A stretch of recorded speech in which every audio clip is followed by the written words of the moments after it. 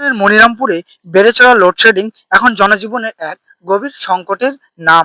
একাধিকবার বিদ্যুৎ বিভ্রান্তে বিপর্যস্ত হয়ে পড়েছে শিক্ষার্থী সহ ব্যবসায়ী ও সাধারণ মানুষ। তীব্র গরমে ঘন্টার পর ঘন্টা বিদ্যুৎ না থাকায় মানুষের কষ্ট যেন অসহনীয় হয়ে উঠেছে। স্থানীয়দের মতে দেশ যত আধুনিক হচ্ছে, মানুষ তত 90 দশকের সেই অন্ধকার সময়ে ফিরে যাচ্ছে। তখন হয়তো তেল ছিল কিন্তু গাড়ি ছিল না, আর এখন গাড়ি আছে কিন্তু তেল নেই। আধুনিকতার এই বৈচিত্র্য যেন আজ বাস্তব চিত্র হয়ে দাঁড়িয়েছে, ভোগ বাড়িয়ে দিচ্ছে। অনিয়মিত বিদ্যুৎ সরবরাহ, কখনো এক দুবার কারেন্ট এলেও কিছুক্ষণ পর আবার চলে যায়। দীর্ঘ সময় পর তার কোনো খোঁজ থাকে না, ফলে মানুষ কোনো কাজই ঠিকভাবে পরিকল্পনা মাফিক করতে পারছে না।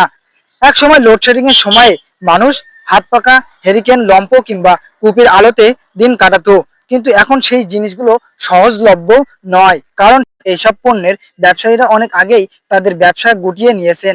ফলে বিদ্যুৎ না থাকলে মানুষ পড়ে যাচ্ছে চরম বিপাকে। না আছে আলো, না আছে বিকল্প কোনো সহজ ব্যবস্থা।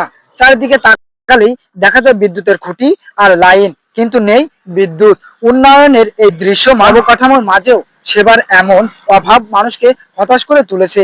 এলাকাবাসীর দাবি, দ্রুত কার্যকর পদক্ষেপ নিয়ে এই সমস্যার স্থায়ী সমাধান করা হোক, যাতে আধুনিকতার যুগে থেকেও মানুষকে আর অতীতের অন্ধকারে ফিরে যেতে না হয়। মানুষের গল্প 24।